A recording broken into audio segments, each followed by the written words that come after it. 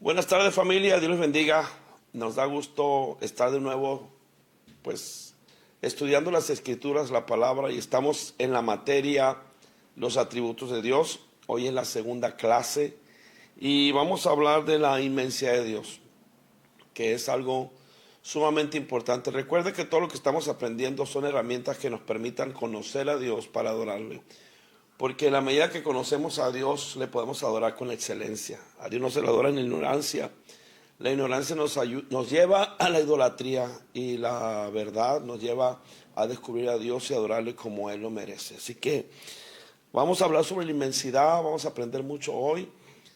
Prepare por favor su cuaderno, su lápiz, o bueno, su Biblia, su escritura, o si usted apunta en su teléfono.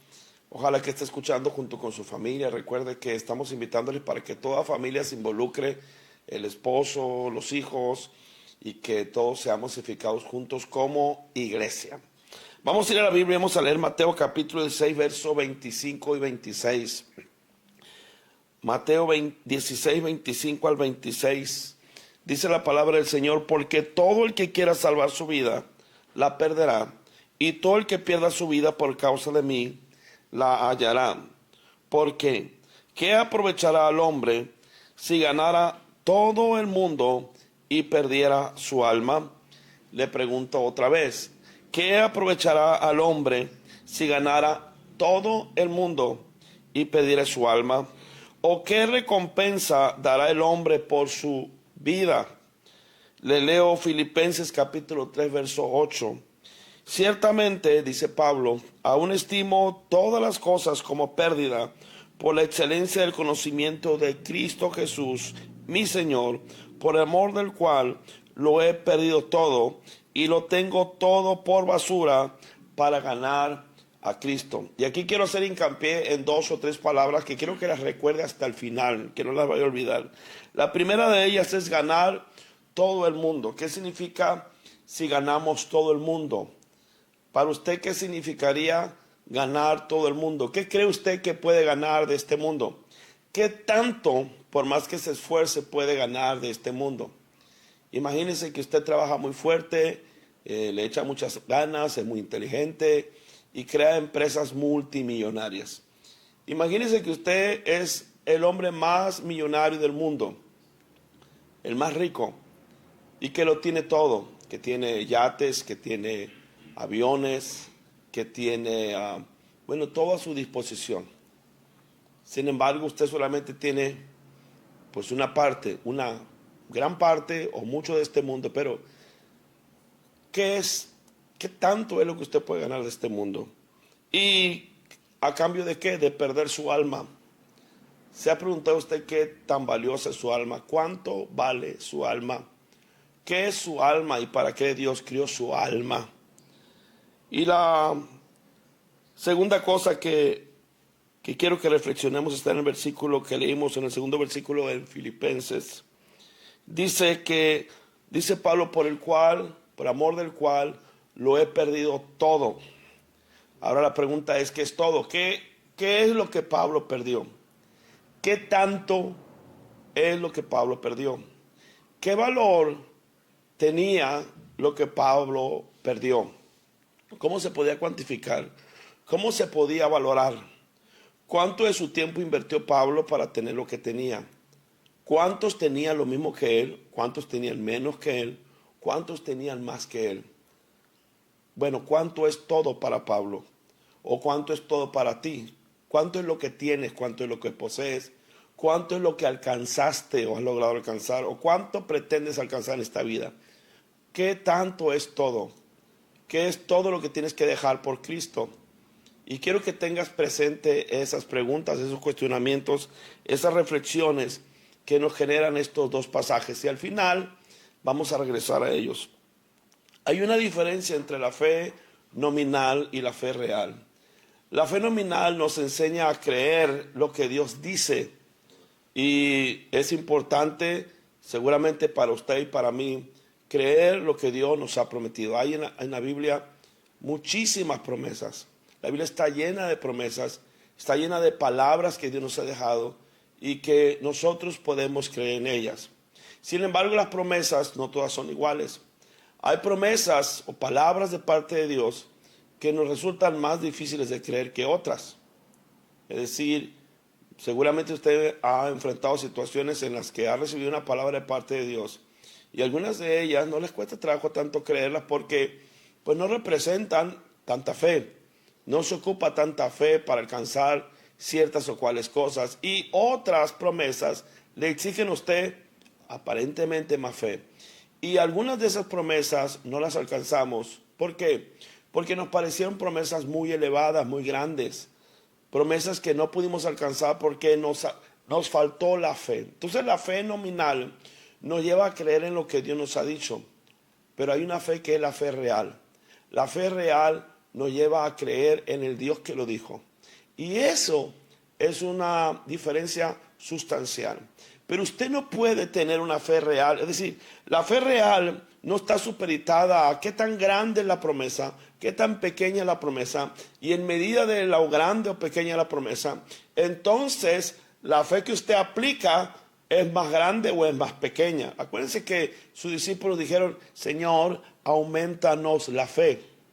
El Señor Jesús también se sorprendió de un hombre que ni siquiera era judío, era romano, y se sorprendió y dijo que este hombre tiene mucha fe. Entonces hay niveles de fe. Los niveles de fe nos ayudan a creer en niveles de promesas. Pero eso es la fe nominal. La fe real te lleva a creer en el Dios de las promesas. De tal suerte que ya no hay promesa difícil.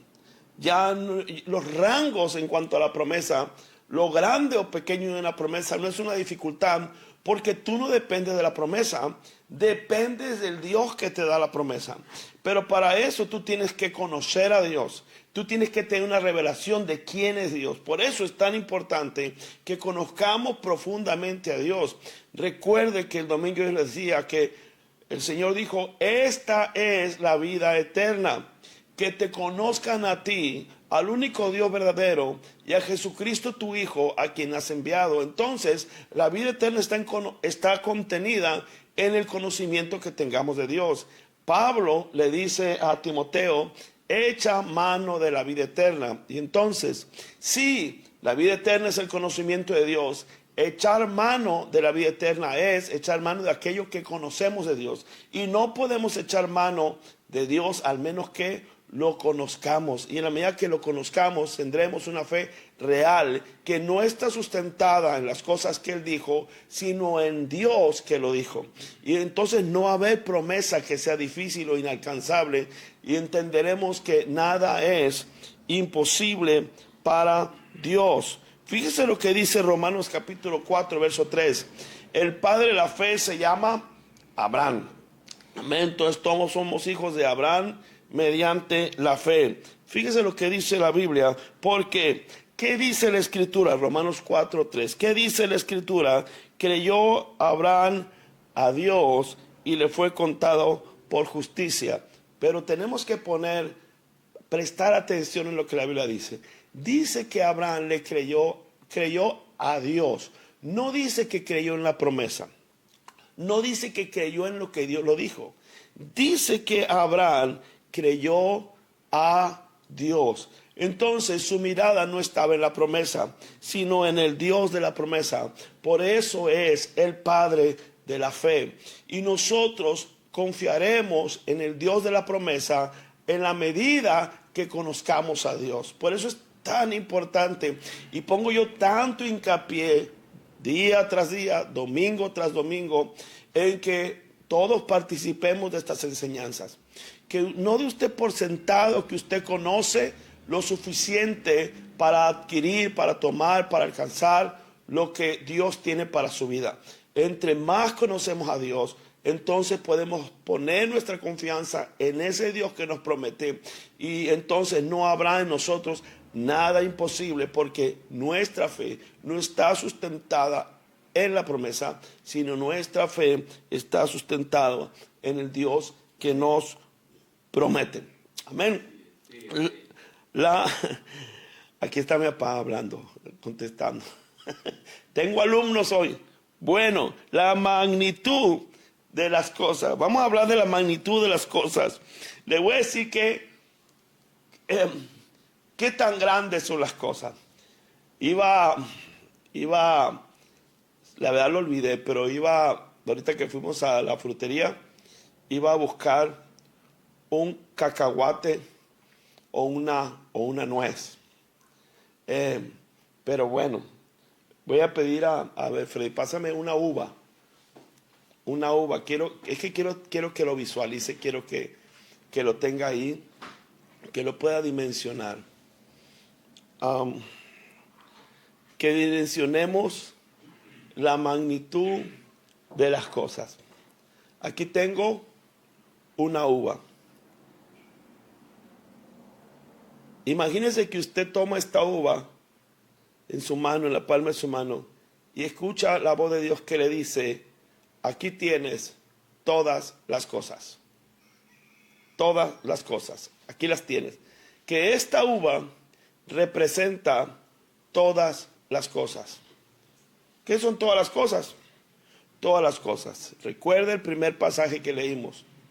¿De qué le sirve al hombre ganarse el mundo si pierde su alma? Y que Pablo dice en Filipenses: por amor del cual lo he perdido todo. Esta uva representan todas las cosas.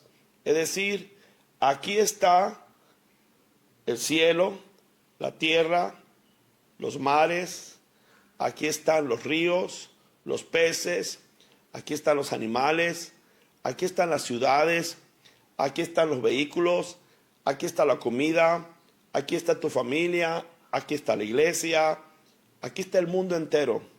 Pero no solamente está el mundo entero, aquí están las galaxias, los soles, las estrellas, las constelaciones y no sé hasta dónde puedas pensar. Todo está aquí. Imagínalo, concéntrate en esto. Aquí están todas las cosas. Bueno, esta es la mano de Dios. Mi mano, imagínate, es la mano de Dios. Y entonces quiero que visualices lo que son todas las cosas y visualices al Dios que hizo todas las cosas. Estas son todas las cosas y mi mano representa la mano de Dios que hace y sustenta todas las cosas. Por eso dice el Señor Jesús: ¿de qué le aprovecha al hombre si se gana todo el mundo y pierde su alma? La inmensidad, quiero hablar de la inmensidad del Dios que ha creado todas las cosas. Así que todas las cosas son como el tamaño de una uva. Y nosotros estamos a la mitad, nosotros como creación, estamos a la mitad entre la inmensidad y lo intrínsecamente pequeño. ¿Qué quiero decir con esto? Nosotros estamos hablando del el mundo, porque acuérdense que Jesús dijo: ¿de qué le aprovechará al hombre? Y estamos basándonos en ese texto. ¿De qué le aprovecha al hombre si se gana todo el mundo? Y el mundo y todo lo que en él hay y existe está como que en el medio de la inmensidad y de la pequeñez. Porque hay muchas cosas allá, más allá de este mundo, de esta tierra, que son inmensamente más grandes. Tengo aquí algunos datos. Yo pienso que lo más grande que nosotros conocemos o de lo que tenemos referencia es el Sol. El Sol es muchísimas veces más grande que la Luna. Es una de las estrellas más grandes que nosotros podemos ver a simple vista. El Sol, aunque usted lo ve, ¿verdad? Y usted puede más o menos pues pretender que es grande o pequeño desde aquí. La verdad es que es inmensamente grande. Es muy grande. Es mucho más grande que la Tierra, pero muchísimo más grande que la Tierra. Y es muchísimo más grande que la Luna. Y es mucho más grande que los planetas que giran alrededor de él. Es muy grande.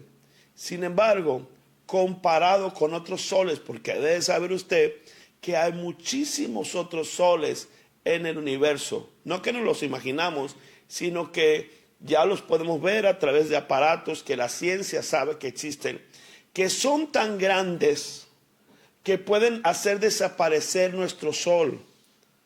Son tan grandes que pueden caber cientos y miles, escúcheme, miles de soles, como el sol que nosotros vemos y que nos parece inmensamente grande. Pues hay soles en el universo que pueden albergar dentro de ellos a miles y miles de soles del tamaño del sol que nos da a nosotros la luz todos los días. Así que nosotros no tenemos idea de la inmensidad. Hay galaxias que son mucho más grandes que nuestra propia galaxia. Podemos nosotros, escuchen, podemos nosotros tomar algunas, imagínese usted que este fuera nuestra galaxia donde nosotros habitamos, donde está la Tierra, Marte, Júpiter, Saturno, y donde está el Sol y está nuestra Luna.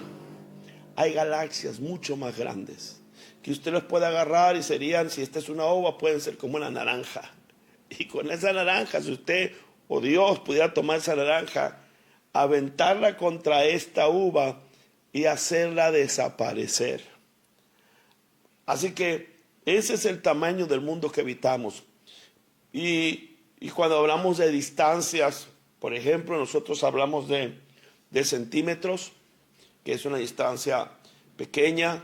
Hablamos de metros, que es una distancia pues también pequeña. Hablamos de kilómetros, pero hay de distancia de kilómetros a distancia de kilómetros. Usted puede ir a 15 kilómetros de aquí, no sé cuánto mide esta ciudad debe medir más o menos 20 kilómetros de ancho, y usted puede viajar a la Ciudad de México, que está a 1500, más o menos 1700 kilómetros de aquí, y le parece a usted que está lejos, pero si usted viaja en un avión, le parece que no está tan lejos. Pero usted viaja a otro país, puede estar a 5000 o 10,000 kilómetros de aquí, y le puede parecer muy lejos si tiene que subir un carro y luego después tiene que subir a un barco. O le puede resultar mucho más cerca si lo va en avión. Y usted puede, yo fui a Colombia hace muchos años y fueron 10 horas de vuelo desde Culiacán hasta allá. Entonces me llevó todo un día. Sin embargo, si me hubiera ido en transporte, en carro, a lo mejor me hubiera llevado una semana o qué sé yo. Pero las distancias las medimos en kilómetros, pero hay distancias que se miden en años luz. Hay lugares donde usted quiere transportar que está a una distancia a años luz. ¿Qué significa?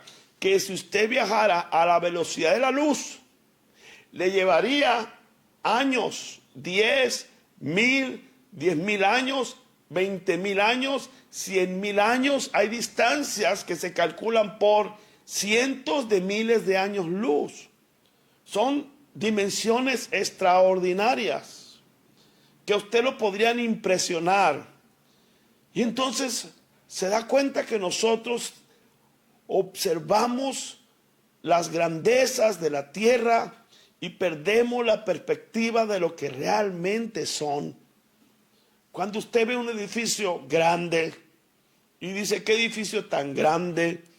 Nosotros fuimos hace unas semanas a una boda y yo nunca había visto puertas tan grandes, candeleros tan grandes, eran enormes. Y nos parece maravilloso y nos sorprendemos y decimos, ¿cómo me gustaría tener una casa así de grande, con estas puertas grandes? Y seguramente si usted llegara a obtener eso, se sentiría la persona más realizada del mundo. Y perdemos la perspectiva de la inmensidad. Perdemos la perspectiva de lo pequeño que son las cosas que nos rodean. Sin embargo, hay cosas más pequeñas. Hay átomos, hay células, hay microorganismos, Usted puede tomar un pedazo de piel, un pedazo de órgano y ver solamente un pedazo de piel o órgano que imagínense que mide 1 centímetro o es un pedazo pequeñito y usted lo ve y dice qué cosa tan pequeña, pero usted puede poner un microscopio y usted va a ver en ese pedacito como un grano de arroz cientos, miles, si no es que millones de microorganismos. Y esos microorganismos dentro de sí mismo tienen otras entidades vivientes que es imposible casi, bueno, a simple vista imposible percibir, y la humanidad cada vez va haciendo más adelantos y va haciendo microscopios más potentes, y entre más potentes los hace, más profundiza en cosas que son tan pequeñas. Y a veces usted se siente tan grande o piensa que usted tiene las cosas más grandes, y a veces usted se siente tan pequeño y piensa que las cosas que usted tiene son tan pequeñas, que lo que usted ha logrado es tan pequeño, y perdemos la perspectiva real de las cosas. Pero estamos hablando acerca de la inmensidad de nuestro Dios. Amén. Y vamos a hablar acerca de la inmanencia de Dios. Sí, porque Dios no solamente es inmenso, sino que Dios es inmanente. ¿Qué significa inmenso? Que Dios está muy por encima de todas las cosas. Nada lo contiene a Él. Él está por encima de todo. Él está por debajo de todo. Él está dentro de todo y Él está fuera de todo. Eso es la verdad, lo que Dios es, un Dios inmenso. Usted no se puede imaginar, ni siquiera nos podemos imaginar la inmensidad de las galaxias. Entonces menos se imagina, pero mucho menos la inmensidad de Dios. Sin embargo, ese Dios inmenso es un Dios también inmanente. ¿Qué es la inmanencia? Significa que usted no tiene que atravesar nada o recorrer ni una distancia para encontrarlo. Pablo dice que está tan cerca, dice Pablo, de nosotros, para que palpándole, ni siquiera usando nuestros ojos para verle, usted lo puede hallar palpándole. ¿De qué está hablando Pablo? De la inmanencia de Dios. Él está en todo. Él está aquí. Ahora, Él no es todo. Está en todo. Y es una diferencia sustancial. Pretender decir que Dios es todo se conoce como panteísmo. La palabra pantos significa todo. Y teísmo pues significa Dios. Todo es Dios. No, no todo es Dios. Eso es panteísmo. Es un error. Dios está en todo, pero Dios no es todo. Él está por encima de todo. Está por debajo de todo. Está afuera de todo. Y está dentro de todo. Eso es la inmanencia. La trascendencia es que Dios está por encima y lejos y mucho más de todo lo que nosotros podemos ver. Así que Dios está dentro, pero no confinado. Dios está encima, pero no levantado. Es decir, Dios no necesita un altar en el cual elevarse. Él no necesita un estrado que lo levante. Sin embargo, Él está por encima de todo. Él está por debajo, pero jamás hundido. Él está afuera, pero jamás está excluido. Eso es la inmanencia. Él no necesita trasladarse. Él no necesita ir a ningún lado, porque está en todos los lados. Salmo 139, le leo. Aquí dice el salmista: si tomare las alas del alba, versículos 9 y 10, si tomare las alas del alba y habitase en el extremo del mar, aún allí me guiará tu mano y me asirá tu diestra. Es decir, si yo me voy al otro lado del mar, allá estarás tú también. Dice el versículo 8 del mismo capítulo 39, si subiese a los cielos, allí estás tú. Y si en el Seol, refiriéndose a la cosa más profunda de la tierra, hiciere mi estrado, he aquí, allí tú estás. Le leo Isaías capítulo 40, verso 12. ¿Quién midió las aguas con el hueco de su mano? ¿Quién qué? Midió las aguas con el hueco de su mano. Imagínense que todas las aguas de todo el mundo están en el hueco de la mano de Dios y Dios le pone una medida. ¿Qué tanto es? ¿Qué tanta agua tienes en la palma de tu mano? Pues tengo 2 gramos, si lo quiere medir en gramos, en peso. Él midió las aguas y sabe la cantidad del agua que existe sobre la tierra porque la vio en la palma de sus manos. Dios es inmenso. Y los cielos con su palma, con 3 dedos, juntó el polvo de la tierra. 3 dedos. Juntó todo el polvo. Imagínense que este micrófono, no sé si lo alcanzan a ver, está lleno de polvo, imagínense. Y yo con mis 3 dedos, todo el polvo de este micrófono lo extraigo y se me quedan en los dedos. Con sus 3 dedos, todo el polvo de la tierra. Así que imagine la inmensidad de Dios. Pesó los montes con balanza y con pesas los collados. Dice el capítulo 40, estamos leyendo Isaías, capítulo 40, verso 15. He aquí que las naciones le son como la gota de agua. Todas las naciones son como una gota de agua. Y como menudo polvo en las balanzas le son estimados.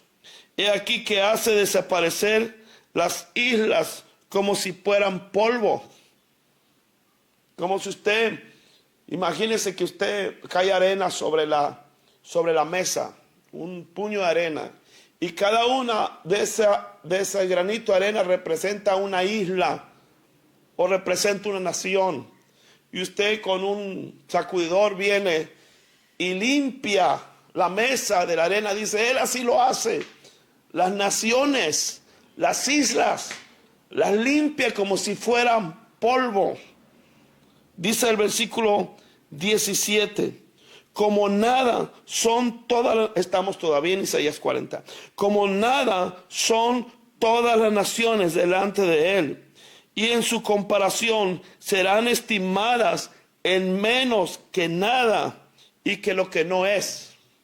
Dice otra vez, como nada son todas las naciones. Y recuerda el versículo que leímos, ¿de qué le aprovecha al hombre si se gana todo el mundo y pierde su alma? Fíjese la perspectiva de usted y la perspectiva de un Dios inmenso.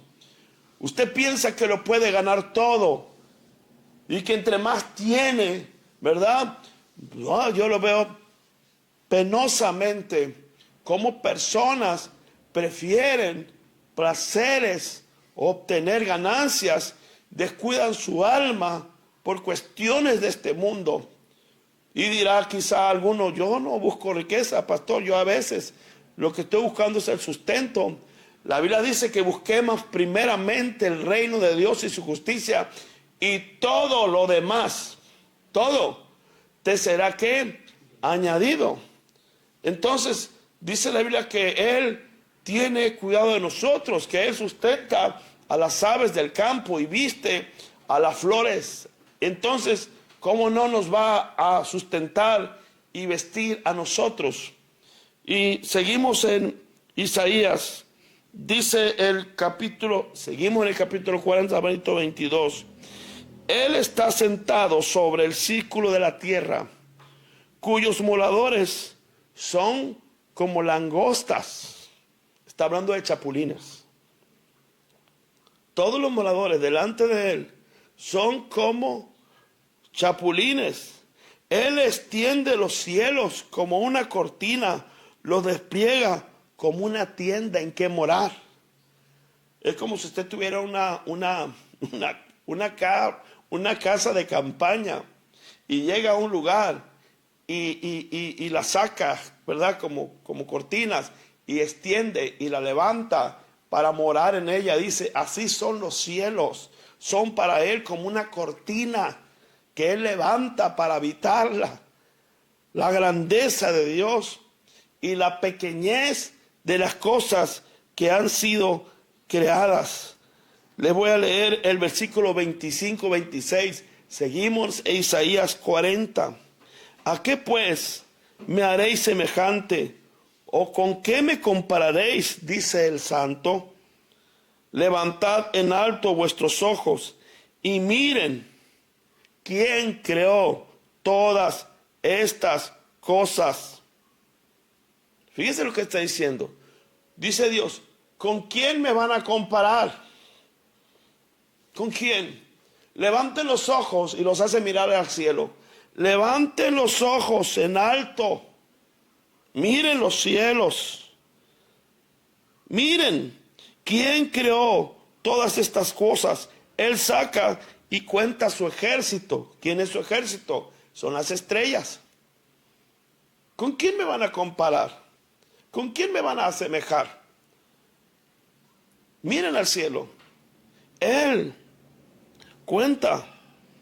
Él creó todas las estrellas. A todas llama por sus nombres.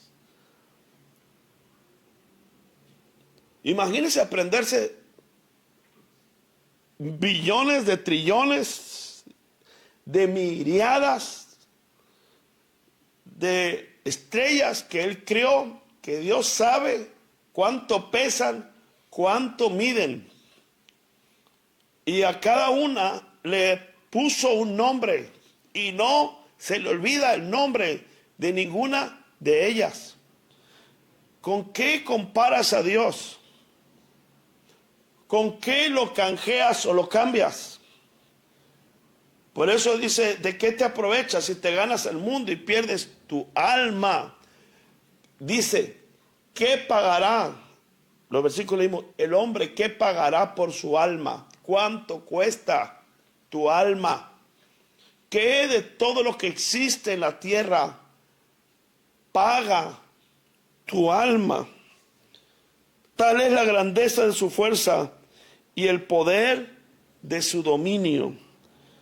Les leo ahora el Salmo 104, 1 al 3. Bendice, alma mía, a Jehová. Jehová Dios mío, mucho te has engrandecido, te has vestido de gloria y de magnificencia, el que se cubre de luz como de vestidura, que extiende los cielos como una cortina, que establece sus aposentos entre las aguas, el que pone las nubes por su carroza, el que anda sobre las alas del viento. Tenemos un Dios inmenso que no podemos nosotros medir, que ni siquiera nos podemos imaginar. Recuerde usted la uva. Esto es todo. Todo lo que hay, lo que existe, esto es todo. Y Dios todo lo tiene en su mano. Esa es la inmensidad de Dios. Así de inmenso es nuestro Dios. Dígame usted, ¿qué se escapa de su vista? ¿Qué se escapa de su poder? Dígame usted, ¿qué hay difícil para Él? ¿Qué puede ser imposible? Pero cuando confiamos en las promesas, sin conocer al Dios de las promesas, la fe que tú tienes se vuelve una fe muy limitada. Necesitamos conocer al Dios inmenso. Y este Dios inmenso que creó todas las cosas y todo está aquí, resulta que a Dios le importa esta cosa. Y eso es lo más grande de todo. Que a Dios esto que Él hizo, y que en su inmensidad esto que Él hizo es tan pequeño, Dios tiene sumo interés en ti y en mí. Porque en esta uva nosotros ni siquiera somos la uva. Esto es todo lo que existe y nosotros estamos dentro de esto que existe. Pero dentro que existe estás tú y estoy yo. Y a Dios le importas. Quiero leerte lo que dice la Biblia. ¿Dónde estoy? Fíjese, Segunda de Crónicas, vaya, Segunda de Crónicas capítulo 20, verso 7. Dios nuestro, ¿no echaste tú los moradores de esta tierra delante de tu pueblo Israel y la diste a la descendencia de Abraham, tu amigo? Fíjese lo que le dice. ¿No echaste tú los moradores de esta tierra delante de tu pueblo Israel y la diste a la descendencia de Abraham, tu amigo? El Dios inmenso es amigo de alguien que habita en esta cosa. Dios puso su corazón, su amistad en alguien tan pequeño como Abraham. Y cuando alguien es tu amigo, esa persona a ti te importa.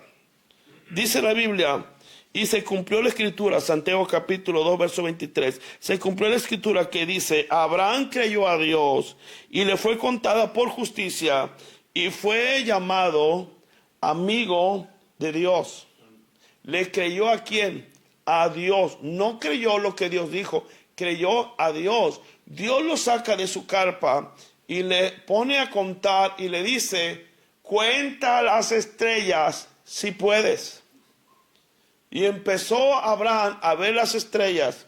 Dice Paul Yonggi Cho, ese es un pensamiento de él, la Biblia no lo dice, pero él piensa que Abraham fue levantado a la cuarta dimensión.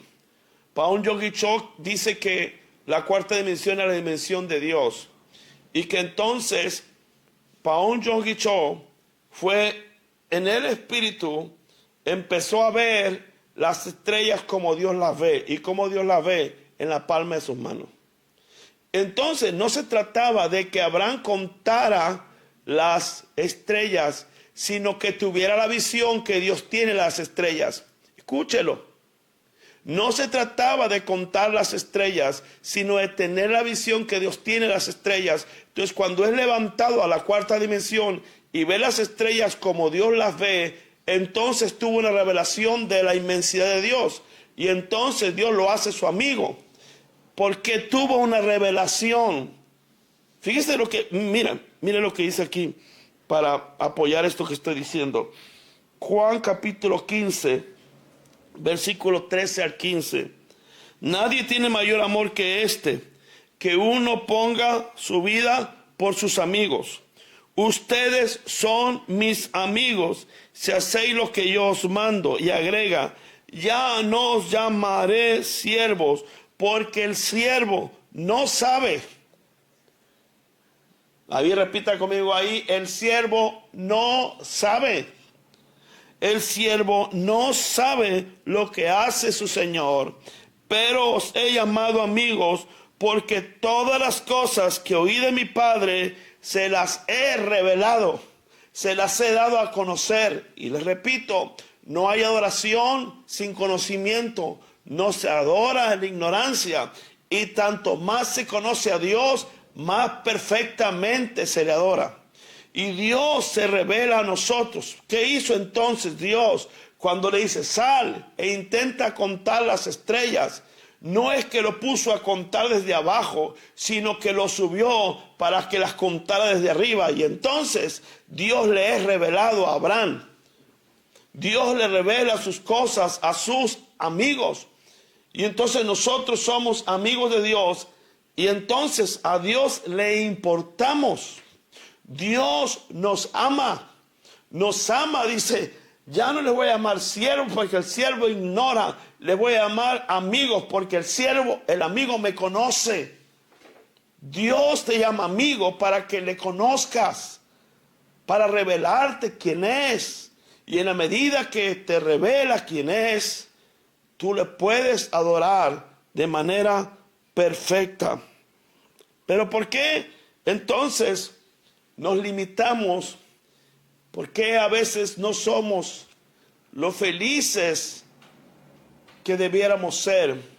Porque tenemos una mente bastante limitada y tenemos nuestra atención en cosas demasiadas pequeñas. Ponemos nuestro descanso en las cosas pequeñas. La Biblia dice que no pongamos nuestra confianza en las cosas del mundo, que no pongamos nuestra esperanza en las cosas de la tierra, porque son bastante pequeñas. Y el hombre se cree grande, alcanza algo y se cree grande, y se compra un mejor carro y se cree más grande, y tiene una casa más preciosa y entonces se cree más grande, y trae más dinero que aquel, entonces él piensa que es muy grande y pierde la perspectiva de las cosas. Grande es el que es amigo de Dios, porque conoce y tiene a su alcance las cosas de Dios. Porque el que conoce las cosas de Dios tiene su fe en Dios y no en las cosas. Tiene su confianza en el Dios de las promesas y no en las promesas de Dios. Y nada hay imposible para aquel que cree. Y no podemos creer en un Dios que no nos ha sido revelado. Dios hizo al hombre a su imagen. La Biblia dice que a imagen de Dios nos creó. Nosotros tenemos un alma. Y Jesús nos preguntó en el pasaje con el que leímos. Dijimos que íbamos a tener ese pasaje, que no lo olvidara. Dice, ¿de qué le aprovecha al hombre si se gana el mundo entero y pierde su alma? ¿Qué pagará el hombre por su alma? Y yo te quiero decir algo. Todo lo que el mundo tiene, si tú te llegara a dar el mundo todo, le dice Satanás a Jesús, todo esto es mío. Le muestra los reinos de la tierra. Todo esto es mío. Y al diablo se le hacía mucho. Te lo voy a dar si postrado me adoras. Penosamente, algunos de nosotros, ni siquiera el diablo nos ofrece todo el mundo. Nos ofrece migajas y sobras de este mundo y nos resultan a veces tan atractivas. Si postrado tú me adoras. Ahora, imagínese usted que usted logra obtener toda la riqueza del mundo, todo el dinero del mundo, todo lo que existe, todo el oro, toda la plata, todos los edificios, que todo le fuera dado para usted. Que el mundo es de usted, la tierra es de usted. Ni siquiera los soles no, ni la luna no, imposible. Pero toda la tierra es de usted. Lo declaramos a usted, el único dueño de todo. No le va a alcanzar para comprar su alma. Por eso, ¿cómo comprará? ¿Qué pagará por su alma? No le va a alcanzar. ¿Sabe por qué? Porque su alma es más grande que este mundo. Porque su alma es más grande que esta galaxia. Porque su alma es más grande que todas las galaxias. No hay cosa más grande que su alma. Y lo único que llena su alma es Dios. Ninguna cosa creada en la inmensidad de las galaxias llenará jamás su alma. Lo único capaz de llenar su alma es Dios. No importa cuánto usted tenga, no importa lo que usted alcance, no importa los logros que llegue a obtener, no importa las propiedades, no importa lo que usted alcance en la vida, nunca se saciará, siempre se sentirá vacío, siempre. Imagínense que yo meto esta uva en un castillo, imagínense. Si yo meto, imagínense que aquí está, este local donde estoy yo está vacío, y yo meto esta uva se va a perder en este espacio. No va a llenar este lugar. Y a veces nosotros pensamos que las cosas grandes que obtenemos llenarán nuestra alma. Tu alma es eterna. Dice la Biblia, ha puesto eternidad en el corazón del hombre. ¿Sabes qué significa eso? Que en tu corazón cabe la eternidad. En tu alma cabe la eternidad. En tu alma. Por eso dice Jesús, que te conozcan a ti, al único Dios verdadero, que te conozcan a ti. Miren, imagínense que yo soy un hombre muy inteligente y que yo empiezo a estudiar matemáticas. Las matemáticas es una ciencia preciosa, a mí me fascina, pero es inagotable. Inagotable, inagotable, inagotable. Y yo puedo intentar, dice que usamos el 10% a lo mucho de nuestras capacidades de nuestro cerebro. Pero aún y cuando yo usara el 100% de la capacidad de mi cerebro y estudiara las matemáticas y fuera un genio, ¿no? Fuera un genio, llegará un momento en que me voy a abrumar, me voy a volver loco. De hecho, nuestra mente es selectiva. Vemos más colores de los que usted aparentemente es, de los que usted es consciente, ¿sabe eso? Usted ve más colores de los que es consciente. Pero dice la ciencia que lo que hace los ojos su cerebro es ser selectivo, porque si no se abrumaría. Escuchamos más sonidos de los que usted es consciente, pero nuestro cerebro se vuelve selectivo y solamente le presta atención a aquella información que es capaz de procesar, de digerir. Entonces, si intentamos conocer, no vamos a poder, por más que queramos tener todo el conocimiento. El que sabe de ingeniería es ingeniería, el de biología, biología, y la biología se divide en un montón de ramas, biología marítima o biología molecular o biología médica o qué sé yo, porque es imposible que usted tenga todo el conocimiento. Imposible. Pero fíjese lo que dice la Biblia. Esta es la vida eterna, que te conozcan a ti. ¿Cómo es que no? Escuche lo que le estoy diciendo, escúchelo. ¿Cómo es que usted es incapaz de conocer todo, de entender todo el conocimiento humano? Es imposible. No hay ser humano que sea capaz de conocer todo el conocimiento humano. No existe, no es posible, no hay manera. Pero porque sí podemos conocer al Dios que está por encima de todo lo que existe. Razone esto. Piensa en esto. ¿Por qué no podemos conocer todo acerca de esto? Pero sí podemos conocer a aquel que creó todas las cosas. ¿Sabe por qué? Porque fuimos creados a su imagen. Nuestra alma es eterna y tiene la capacidad de conocer lo eterno.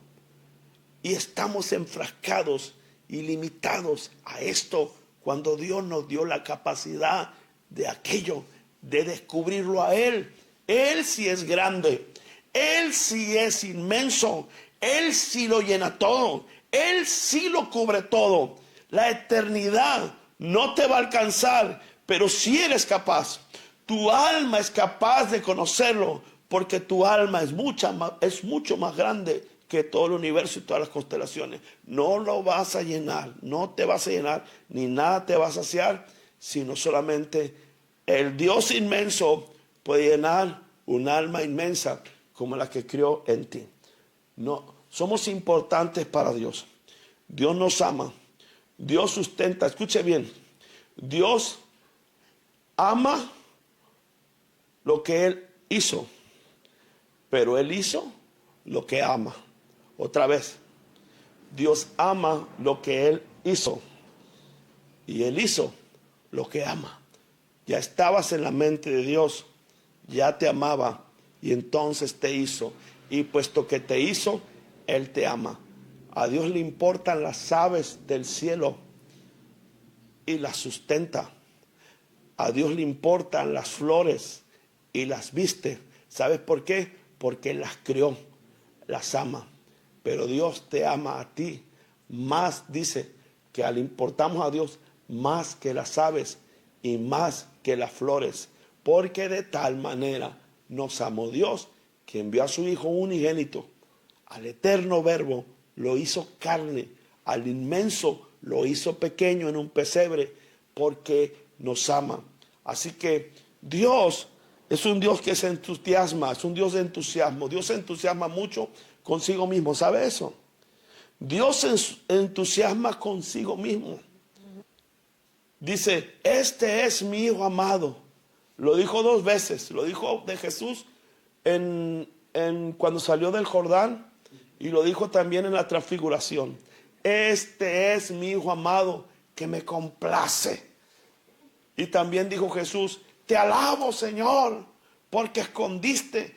El Hijo se complace en el Padre. El Padre se emociona con el Hijo. Pero también se emociona con lo que crea. Dice la Biblia en el capítulo 1 de Génesis, hizo Dios los cielos y la tierra, el sol. Y dice, cada día que pasaba decía, y vio Dios que era bueno. Dios se emociona con lo que Él creó. ¿Sabe cuál es el problema? Hay gente que se emociona con tantas cosas. Que le dijera yo ahorita a usted, te acabas de ganar un carro. Deja tú.